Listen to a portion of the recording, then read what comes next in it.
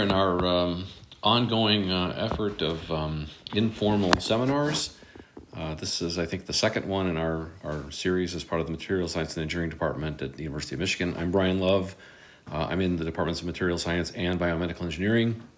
We're going to have a more informal talk today, focused on the evolution and history of ski waxes. This was something I was supposed to present at the American Chemical Society meeting in March, and regrettably, with the cancellation of the meeting, I was unable to do that. But I figured this would be a useful forum as well. This is our quick agenda that we'll go through. We'll describe efforts of introductory skiing, try and introduce the topic for everybody. Try to present something about the origins and motivation for originally waxing skis. Some background as it relates to a book we wrote tied to competitive advantage in sports. We'll describe some features of lubrication of a sliding ski down a slope, and then we'll describe some of the features of the topology of different types of waxes that are used and how they're applied, and then ultimately some lessons that are learned out of this, and we'll wrap up. Again, pretty informal today. So the notion of skiing is the idea of propelling yourself on some other kind of solid surface. The notion of adding long, thin blades to your feet actually acts to lower the overall pressure interfacing with the snow that your feet would normally have, and that reduces penetration. Keeps you on the top of the surface of the snow, and as a result of that, if you have propulsion through either gravity or through some other propulsion force from your ski poles, the presence of a smooth surface basically creates a low coefficient of friction. Sorry, that says M there. So basically you have more slide than sticking, and as a result of adding things like waxes, we can reduce that coefficient of friction even more. There's some other details about the static and the moving coefficients of friction, but for the sake of what we're going to talk about here, basically it's easier to slide with something that has a lower coefficient of friction overall. It's important to note that there are many different types of ski shapes. Those include most common skis have what's called a traditional camber, which is a little bend in the center of the ski. So when you put yourself into a boot that's connected in the center of the ski, there's a compression that occurs, and that sort of flattens out the ski. There's an effective edge, which basically is an indicator of the amount of solid contact of the ski on the ice surface or the snow surface. There are, depending on the type of snow that you're going through, there's different value in where you're placed relative to the ski itself, and where this bend is occurring in the actual ski. If you're in really deep snow, you might find that a reverse camber actually is somewhat useful in the sense that it puts your ski ends more likely to be pointing out of the snow surface. AMF Head, which is a U.S. producer of skis, estimated that they were producing about 3 million pairs in 2010. I'm sure there are more current numbers, but the bottom line is that there's a sizable number of people skiing. Some people on new skis, some people have legacy skis as well that they've owned for years. The number of skis is essentially down 50% compared to 1990. And that corresponds to the growth and evolution of the snowboarding industry. So there's just as many people on the slopes. It's just there's a difference in the demographics of the groups that are skiing versus snowboarding. In addition, this type of camber can be adjusted. So as it turns out, Rossignol, which is another French skiing company, produces a ski that has a different camber depending on the temperature of the snow conditions that you're skiing in. Most people would buy one set of skis, but if you're really an elite skier, you might find out that you have more than one series of skis, and you can choose your set depending on the types of conditions. And the larger bend in the blades is actually perceived to be better in warmer and wet snow conditions. You're actually increasing the pressure and the ability to sort of displace wet snow and sludge from, or I should say, wet snow and slush from the leading edge of the ski as you're sliding down or across some flat surface. Okay, well, in terms of ski competitions, there's a couple different types. There are timed events at some characteristic distance. There are distance type events. For example, ski jumping. Basically you're graded on how far you can travel. There are grades for qualifications associated with being able to perform. There are so-called group rumble events, if you want to call it that, or there's something called snow cross and ski cross, where there are skiers competing against each other. So rather than competing with time, they're actually competing against each other. And then there's a range of judged events as well that have acrobatics and other types of gymnastics elements that are incorporated into skiing as well. Just to provide you some pictures of the different types of modes that are capable of being accomplished by skiing. The most common ones in the lower peninsula of Michigan include cross-country skiing, where people are propelling themselves basically across flat surfaces. So you see a lot of them around Ann Arbor. If you look at more alpine-based skiing and mountain-based skiing, you'll find slalom and downhill types of events, basically using the force of gravity to sort of propel people down the mountain as opposed to your own force from the ski poles. These particular events are require technical expertise to be able to slide back and forth and to be able to sort of work your way between the gates. And if you fail to stay within the gate structure, then or the gate pattern, then you basically are disqualified. You can compare that to ski jumping, where essentially the goal is to put as much inertia as you possibly can, and then you jump literally off of the end of the ski ramp area and propel yourself forward and up, and you end up flying sort of down the slope of the mountain. The farther you go, the more the more competitive you are as a ski jumper. Ultimately, you have to land, and the differences between skiing by cross country and ski jumping, the types of waxes that are involved are quite different, because a cross country skier has to ski for a long period of time, and the only thing the jumper has to do is to land. There are so-called hybrid sports like biathlon, which include combinations of cross-country skiing, and then there are these site-specific locations where there's an equivalent sort of sharpshooting competition with target practice with rifles, and the penalty for being a crummy shot is that you have to actually cross-country ski farther as a result of penalties that are incurred as a result of failing to hit the targets. So it's really important to be able to slow your heartbeat down from rapid heartbeats during cross-country skiing to being able to sort of calmly be able to shoot, and really hard to do. It's an amazing skill. On the right are kind of the X game sort of evolution and the link to snowboarding and how that's actually evolved here as well. So as it turns out, there are both snowboard and skiing cross type events where 3 or 4 participants sort of enter the starting gate at the same time. And the goal is to finish ahead of your 3 compatriots that you're skiing against. Often, there are falls and other things that happen, and it's the luck of the draw in terms of who you're actually skiing against. But in the end, somebody wins one particular heat, and then the winners of those heats then compete against each other.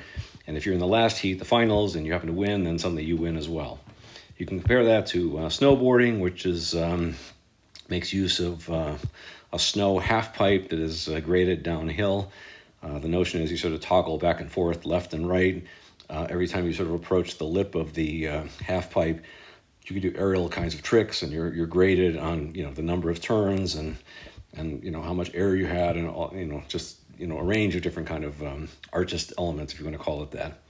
And then you can compare that with aerials and acrobatic sort of skiing, where there are several sort of staged ramp locations at various locations down a hill. And the goal is to do 2 or 3 different kinds of tricks along the way, and then those are obviously judged as well.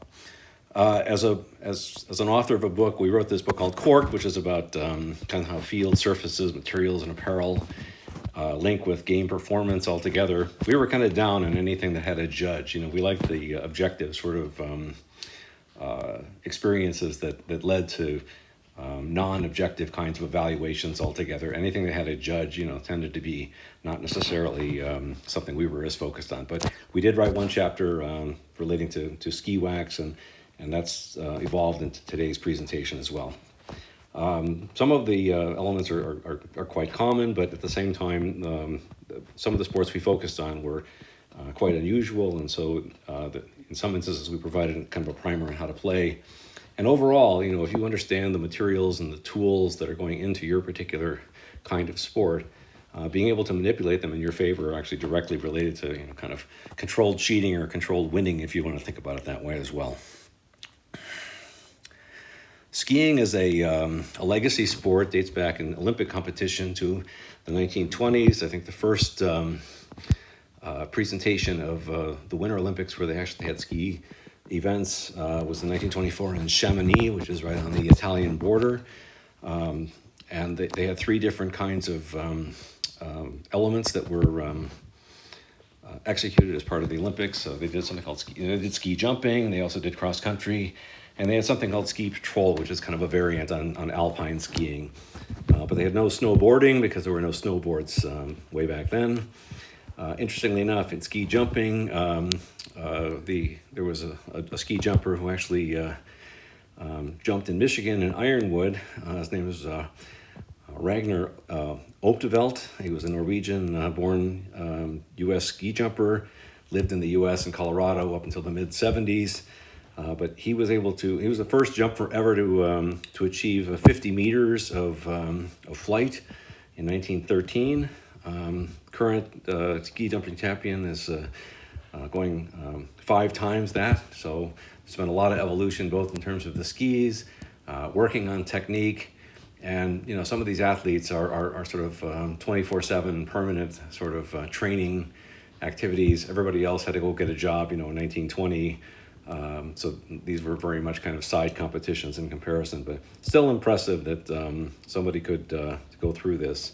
I think there's a restaurant named after Ragnar out in Colorado somewhere, but more information on that later if you're interested. Skiing, though, overall has a much earlier kind of history. It dates back in terms of recorded evidence of skiing going back to the 1200s. Most of the skis were produced based on the limited kinds of tools that were available. And so there were hand tools that were used to kind of cut wood. And since ash was probably the softest wood one could choose, you could envision these sort of large blocks of ash that were used to be able to sort of fashion skis, and they'd be lashed to people's feet and their shoes, and this would be a way that they could sort of propel themselves around. It was integrated into, in the wintertime in particular, a pretty significant amount of effort related to farming and range management. If you look at the map of Sweden and Finland, you'll note that it's full of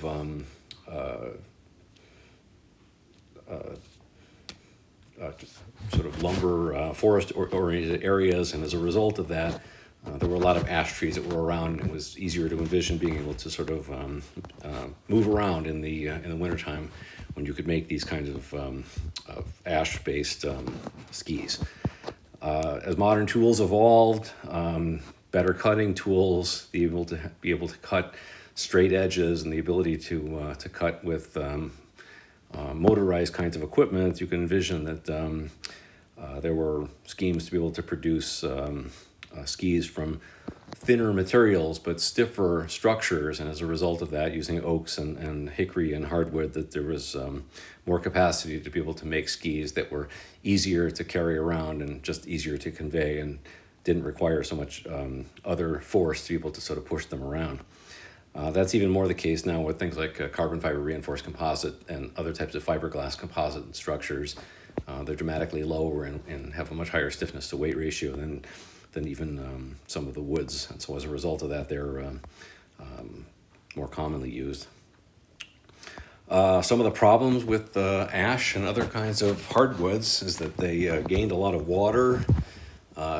when in use, and that swelling process tended to make these skis very heavy and very waterlogged. It tended to split the expansion from freeze thaw, tended to split the wood, and so the not only were the skis heavy and not necessarily particularly easy to work with, but they didn't last very long at the same time. So efforts to be able to sort of work on wood treatments were natural kinds of outcomes to be able to maintain these particular structures for a longer period of time, and certainly are lifesavers for the wood as well. Early attempts to seal wood were quite successful, actually, making use of things like pine tar. This is a distilled extract from lumber. The notion of working with this particular sort of extract is very cumbersome, very difficult to work with. It's very sticky, but in somebody who was more than capable of working with it, you could kind of swab it on wood and then be able to find ways to sort of lather it and layer it out so that it formed a relatively even coat on a piece of wood. Once it was sort of on the wood surface, it would act as a sealant and prevent wood absorption, and then on top it was a pretty good lubricant as well. So led to longer ski life. It was lighter. It was a lot faster sliding around on the rosin than it was on the wood itself. Bottom line, it was a win-win-win. By 1940, there was an evolution associated with petroleum production, and from oil refinement, we found that these paraffin waxes were also a byproduct of the refining that was going on, and so these waxes were pretty available. They were incorporated in a range of different types of industrial products, and they were incorporated into waxes and wax coatings for skis as well. They featured relatively low melting points. They were dispensable by paintbrush and or kind of glue guns to be able to sort of dispense these things all together. They were relatively easy to dispense. You could actually take wax candle and melt it above the surface of the wood and have droplets sort of fall on the surfaces. But there's mechanisms to be able to sort of keep it wet so that it was still movable, pliable during the actual deposition process. They also had relatively low VOCs, but if you made use of solvents to be able to convey things around, then those needed to be managed as well. There were also fatty acid-based solid esters that were also extracted, particularly in Scandinavia, from things like whale blubber. These also acted as waxes in their own right. And so there were competitive schemes to be able to blend these waxes with other types of microcrystalline waxes to be able to regulate the overall hardness of the waxes themselves. Fast forward to today, and we're making use of waxes and rosins as lacquers and other types of paintable sort of coatings used from solvents. You could also envision that you can make these kind of molten blocks of wax that are shown in the upper right. These are color-coded based on the melting temperature of the material, the softening point of the material. They're also deposited as powders. This is the Swix FC6X powder. So you can envision being able to drop powder onto the surface of a ski surface, or to drop molten wax on the surface and then making use of an iron or some other kind of equivalent heating tool. You can melt the wax and then slide it around the bottom edge of the ski surface to be able to make an even coating associated with the structure, and people wax. Professional waxers can wax hundreds of skis in a given day altogether. There are waxing guides that describe the features and attributes of different kinds of waxes, but ultimately, the waxing house is actually full of a range of these different materials, and the ultimate choice is amongst either the waxer and or the owner of the ski to decide what to put on these particular skis. In terms of layering and other types of issues of layered wax configurations, most typical skis often have more than one wax on the ski surface.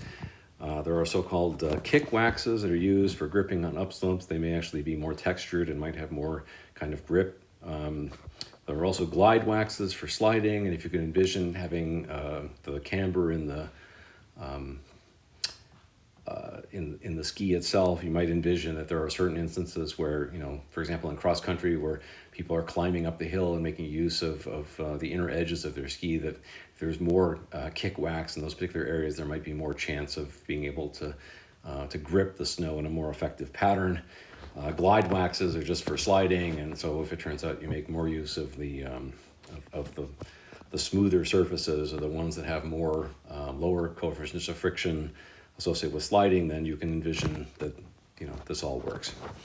Often these other waxes are coated onto a base wax, which is usually a much higher temperature melting wax. And if you have an iron set at relatively low melting point, you can envision being able to melt the outside waxes without necessarily melting the base wax that's connected more closely to the base of the ski. Okay, so in terms of these sliding waxes, there's hundreds of different variables and hundreds of different commercial options that are already basically available at this particular point. Many of them have, are competitive technique or competitive formulations. This is really the realm of kind of mixology and Edisonian kind of trial and error. There are people who have great knowledge and understanding associated with what waxes work under what sorts of conditions, and if that particular waxer is aware of what the conditions would be, then it's more likely that the right type of wax is deposited on. For a lot of rental-based skis, it's more about what's the lowest cost in terms of being able to put an appropriate wax on that doesn't damage the skis in the long run for the average weekend skier that's out there. Okay, if you want to think about the force balance of a skier, it's not a ski jumper here in this case, but it's anybody that's skiing down a slope. You can envision that where the boot is located, that there's obviously there's the mg kind of force that's applied by the mass of the skier on their, which is basically loaded with whatever angle they're pointed relative to gravity. You'll note that there is both a motion force if they're sliding down the hill, and then there's a corresponding drag force associated with the friction of the hill.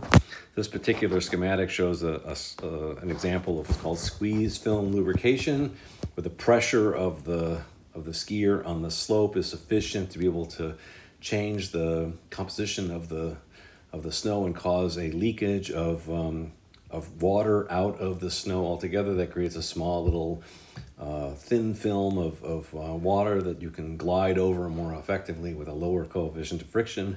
It's not the only kind of lubrication mechanism that's available. You can also envision that there are environmental factors, for example, temperature, humidity, snowpack density. All these things will affect the force balance associated with what is, they won't affect the force balance, but they will affect the coefficient of friction. They will affect how much melting is occurring. They will affect how much of a thin film from squeeze film lubrication comes out of the layer. And on top of it, you might find out that the temperature of the sliding surface changes as well, and that can also change the kind of lubrication mechanism that's active. So in addition to squeeze film lubrication, there might be other kinds of lubrication mechanisms that would be available for a skier sliding down a slope. Maybe the presence of just having roughness on the ski and roughness on the slope creates a kind of range of different kinds of asperities. You can envision, if showing the picture on the left, if it turns out that a sliding ski, which is represented by the rubber layer, is encountering, a little peak in the snow in one particular location, the question is, does the ski respond elastically and just kind of glide over this particular structure? Does the snow groove carve out an asperity associated with the wax that's contained in that particular structure? Is there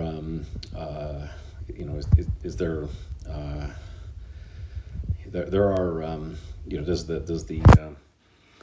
does the snow asperity slide away? Does it just compress as a result of the pressure that's on the this snow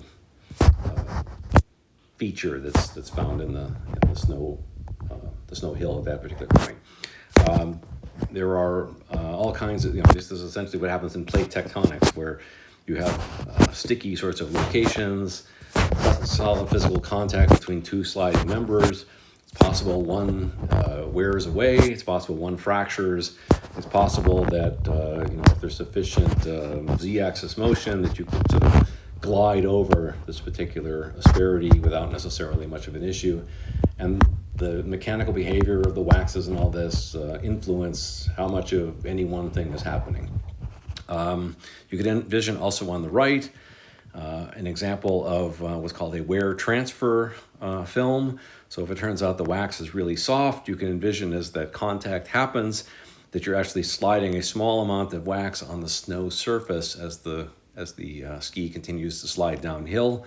That's actually a very common lubrication mechanism as well. It could well be that there's some other lubrication mechanism that's happening, or combinations of lubrication mechanisms that are happening. The fact that this is a sliding surface and it increases in temperature over time probably means that the lubrication at the bottom of the hill may be different than at the top. Overall, it's important to note that there are hundreds of different kinds of lubrication models, and probably no one regulating factor decides exactly which wax should be used in one particular system or another. Okay, I think I just said that.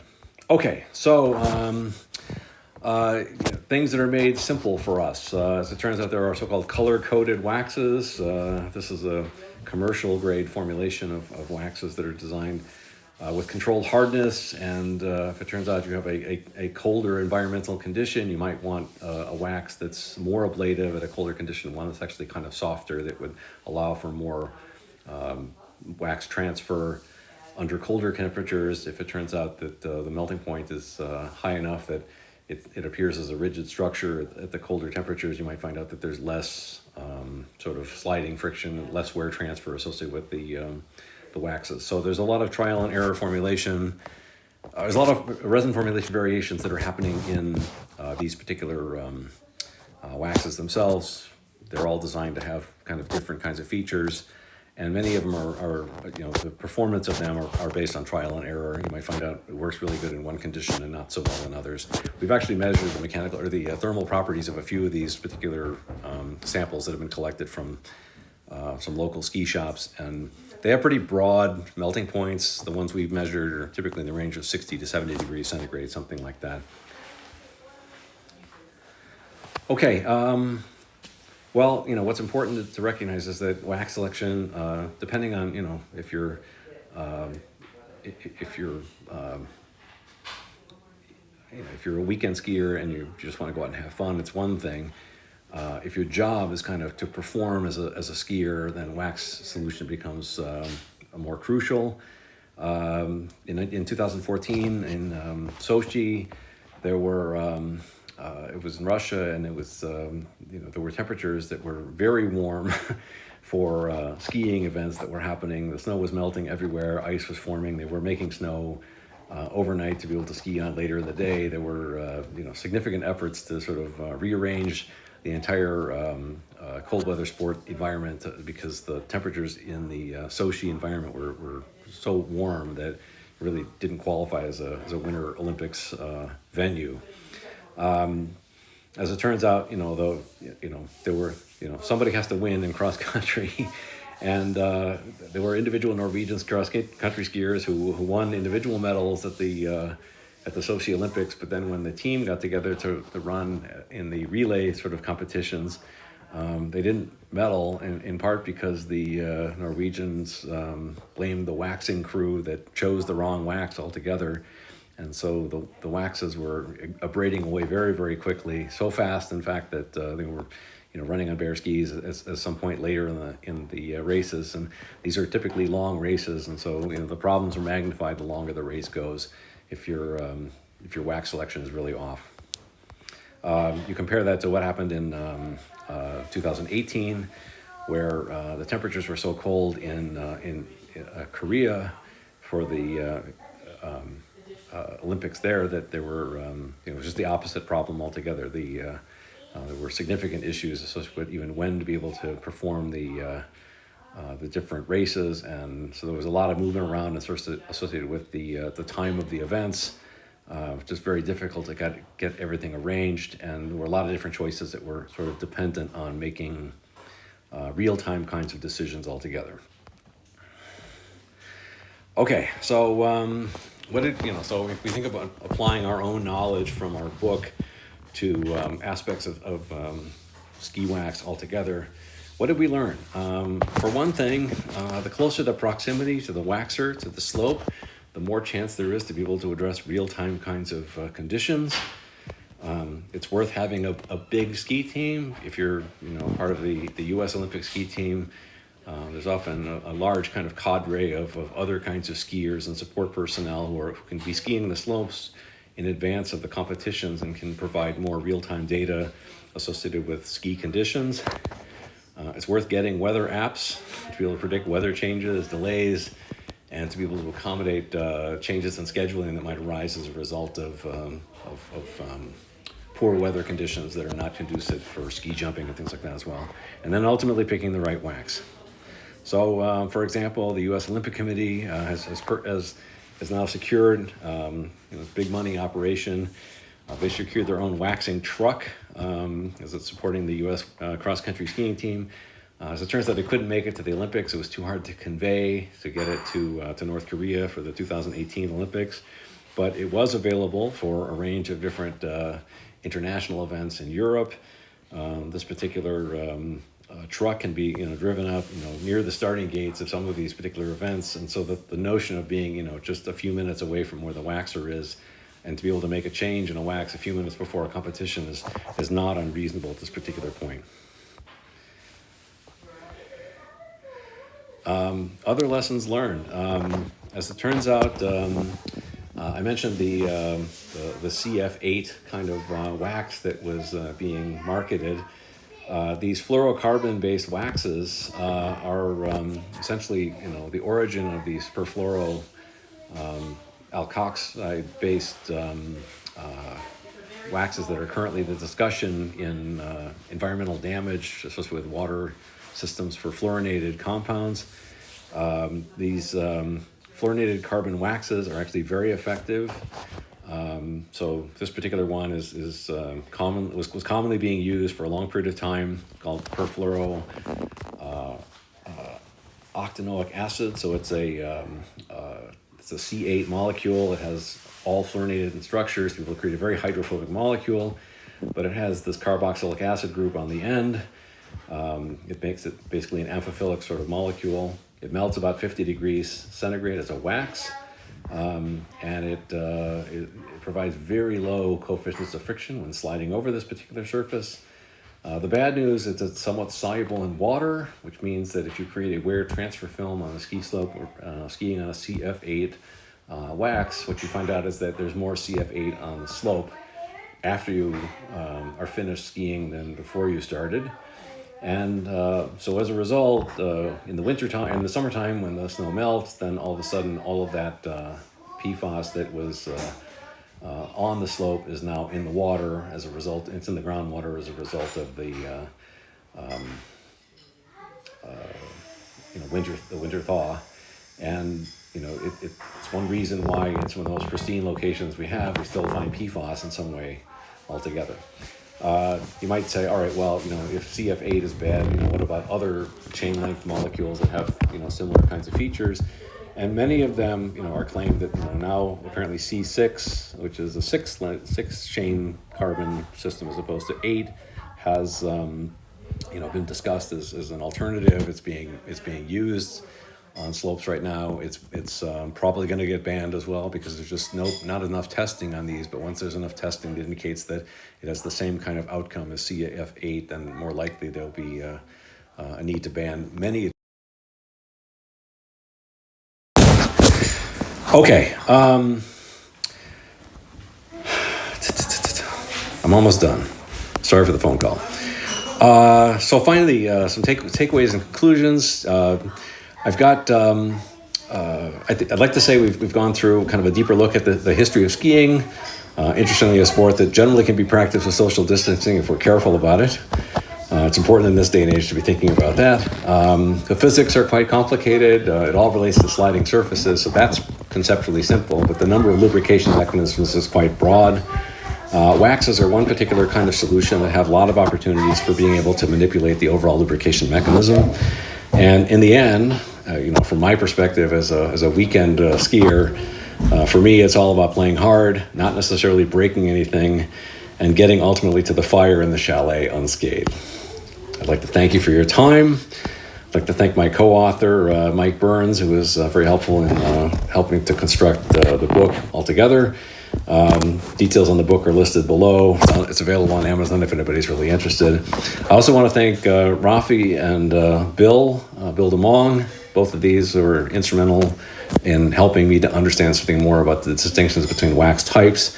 Rafi is a ski waxer for the U.S. Olympic Nordic team, and Bill is actually a U.S. Nordic skiing champion altogether. So, also we're creating some other content for the Academic Innovation website, the University of Michigan. We're talking about a couple different sort of related stories that might be in the book, might be in an upcoming book altogether that's separate, but sort of applying the same kind of principles to new content. Okay, well, with that, thanks for your time. I've got, since there are no questions in this kind of format, I wrote two of them on my own. So what do I think is the purest form of skiing? For me, I'd like to think of biathlon as like the purest form of execution.